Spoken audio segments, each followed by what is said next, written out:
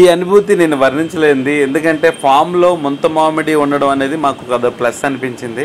ఎందుకంటే ఇది రేర్గా చూస్తాం ఇలాంటి మ్యాంగో ట్రీని.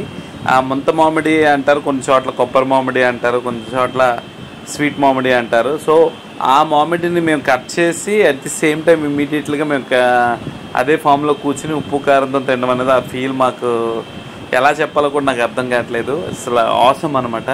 సో మీరు కూడా మస్ట్ అండ్ షుడ్కి ఇదే ఫామ్ని విజిట్ చేసి ఎలాంటి ఫెసిబిలిటీస్ ఉంటాయి. ఇంకా వేరే ఫామ్ అయితే నేను చెప్పలేను, కానీ మన చేత్తో మనం కాయ కోసుకుని మనం తినడం అనేది అదొక ఫీల్ ఉంటుంది.